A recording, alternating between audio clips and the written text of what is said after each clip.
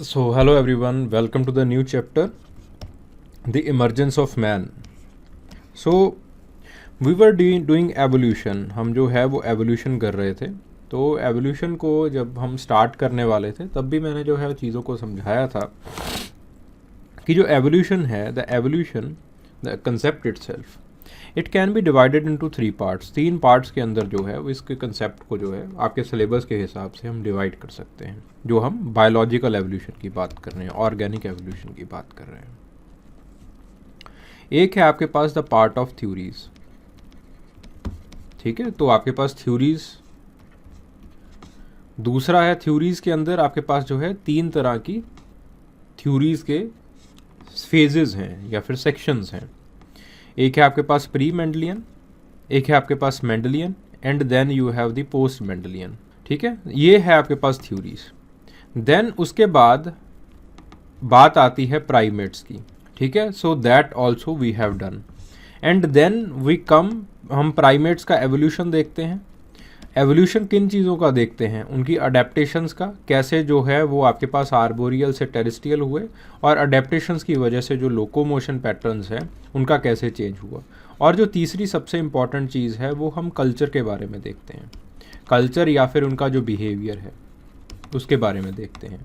ठीक है, इसको देखने के बाद हमने क्या देखा था? कंपैरेटिव एनाटॉमी, कि आपके पास जो प्राइमेट्स हैं और आपके पास जो ह्यूमंस हैं उनके अंदर क्या डिफरेंसेस हैं. अब इस चैप्टर के अंदर इमर्जेंस ऑफ मैन के अंदर जो है हम बेसिकली ये डिस्कस करते हैं कि आपके पास जो कंपैरेटिव एनाटॉमी है, जो ये हमने देखे थे that there are certain differences, how those differences came into being. वो डिफरेंसेस जो हैं वो किस तरह से जो है वो आपके पास बने, डिफरेंसेस का फॉर्मेशन किस तरह से हुआ, that we are going to study. ठीक है, उस चीज़ को जो है वो हम आज पढ़ने वाले हैं. सो emergence of man, it is a lengthy chapter, काफ़ी बड़ा चैप्टर है, और यहाँ से सवाल भी जो है वो काफ़ी डाइवर्सिटी से पूछे जाते हैं. So before we start, a very important announcement that if you want to download the PDF file, अगर आप इसकी PDF फाइल डाउनलोड करना चाहते हैं, कंटेंट डाउनलोड करना चाहते हैं, then you can download the O2IS Academy app. आप O2IS Academy ऐप को डाउनलोड कर लीजिए. इसके स्टोर सेक्शन के अंदर जाइए और स्टोर सेक्शन के अंदर जो है वो आपको ये कोर्स जो है वो मिल जाएगा, anthropology optional revision and answer writing course. इसके रिसोर्स सेक्शन के अंदर जाइए. Inside the resource section you will have the PDF file. आपको जो है वो PDF फाइल जो है वो मिल जाएगी, वो मुहैया हो जाएगी. ठीक है, so this is anthropology day 20th, emergence of man. First of all, we'll try to analyze the previous year questions. हम previous year questions को analyze करने की कोशिश करते हैं कि जो सवाल हैं वो कहाँ से पूछे जा रहे हैं, how the questions they have been asked. So critically evaluate the contesting theories. Question जो है वो आपसे थ्योरी से पूछा गया है, of the emergence and the dispersal of the homo sapiens. ठीक है, अब ये देखो अलग अलग थ्योरीज नहीं है, इमर्जेंस की थ्योरी अलग नहीं है, डिस्पर्सल की थ्योरी अलग नहीं है. आपके पास there are 3 set of theories, 3 theories हैं. देयर आर 3 बेसिक थ्योरीज और 3 basic models you can call. ठीक है, तो आपके पास 3 बेसिक मॉडल्स हैं जो कि ये बताते हैं कि होमो सेपियंस का जन्म कैसे हुआ, आपका जो है वो जन्म कैसे हुआ, whether it was unicentric, whether it was unicentric. Unicentric का मतलब एक ही सेंटर से सब होमो सेपियंस का जन्म हुआ है, और इट वाज मल्टीसेंट्रिक, और एक जो है वो आपके पास इन दोनों का मिला जुला हाइब्रिडाइज्ड मॉडल है और हाइब्रिडाइज्ड थ्योरी है. ठीक है, सो दीज आर 3 मॉडल्स और 3 थ्योरीज. ठीक है, सो क्रिटिकली एवेल्युएट का मतलब क्या है कि आपको एक थ्योरी लेनी है और उसका क्रिटिसिज्म करना है. ठीक है, तो आपको मल्टीसेंट्रिक थ्योरी का भी क्रिटिसिज्म देना है, उसके भी जो है वो पक्ष विपक्ष की बात करनी है, और आपके पास जो यूनिसेंट्रिक थ्योरी है उसके भी जो है वो आपको पक्ष विपक्ष की बात करनी होगी. ठीक है, then the culture of the Homo erectus के कल्चर के बारे में लिखना है.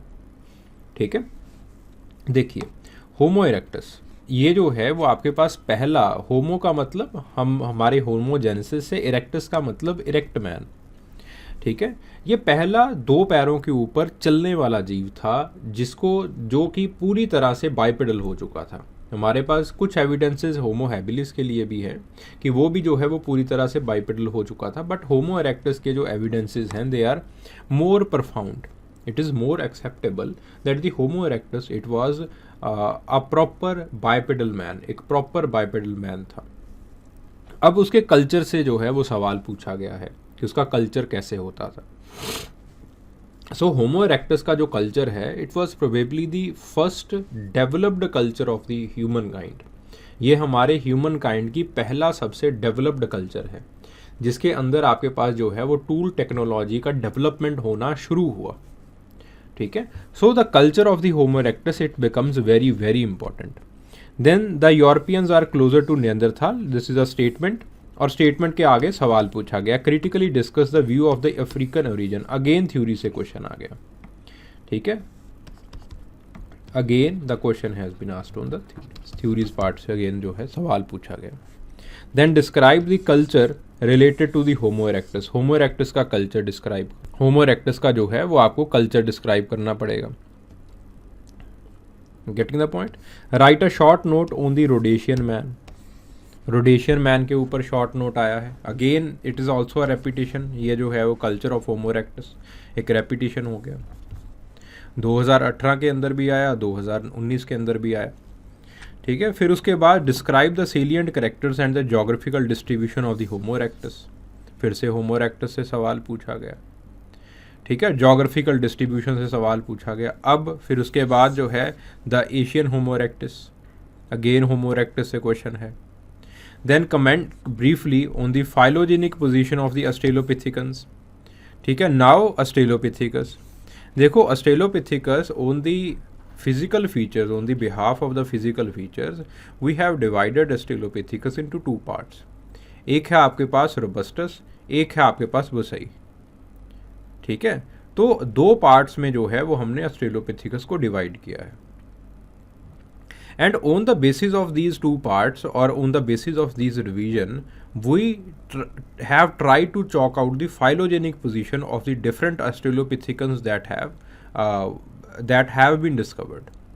ठीक है. तो आपके पास फाइलोजेनिक पोजीशन के ऊपर बहुत बड़ी डिबेट है ऑस्ट्रेलोपिथिकस की कि अलग अलग जो ऑस्ट्रेलोपिथिकन्स हैं जो अलग अलग जगह के ऊपर पाए गए उनकी फाइलोजेनिक पोजीशन क्या होनी चाहिए.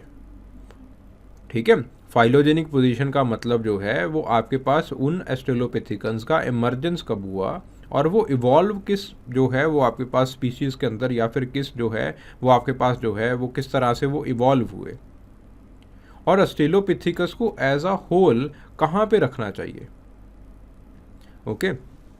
सो describe the major skeletal similarities and the differences between the Homo erectus and Homo sapiens. Homo erectus और होमो सेपियंस की जो है सिमिलैरिटीज एंड डिफरेंसेस से अगेन जो है वो क्वेश्चन पूछा गया है. ठीक है. सो इसके अंदर जो है वो आपको होमो इरेक्टस के जो है वो फिजिकल फीचर्स जो है जो कैरेक्टरिस्टिक्स जो है वो आपको जानने हैं और होमो सेपियंस के जो है वो यू हैव ऑलरेडी डन. ठीक है. पिछली क्लास के अंदर हमने कंपैरेटिव एनाटॉमी की थी, वहाँ पे हम ऑलरेडी पढ़ चुके हैं. Then the culture of the Homo erectus. Homo erectus की कल्चर से सवाल पूछा गया. ठीक है. So again this question has been a repetition. देखो 2010 के अंदर भी आया, 2018 के अंदर आया, 2019 के अंदर भी आया. So the culture is very important. Why it is important? Because the culture of the Homo erectus, it was the first culture that the human beings conceived. देखो कल्चर पहले भी टूल मेकिंग वगैरह होती थी but there was not uniformity in the tool making. Tool making के अंदर uniformity नहीं थी. क्योंकि टूल मेकिंग के अंदर यूनिफॉर्मिटी नहीं थी तो हम कह नहीं सकते थे for sure that okay the culture is here. Culture के अंदर यूनिफॉर्मिटी होती है.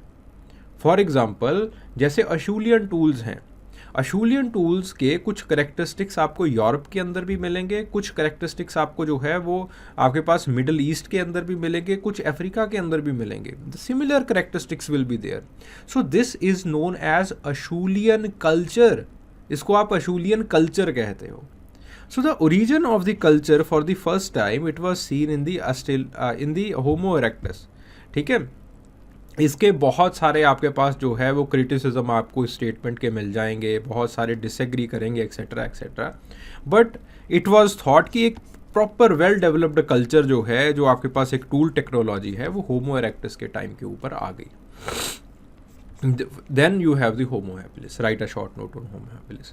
So these are the previous year questions. ये आपके पास जो है वो मेजर प्रीवियस ईयर क्वेश्चंस हैं जो कि अभी तक जो है वो पूछे गए हैं. ठीक है. So basically what we have to do is, देखिए Neanderthal man that we have missed.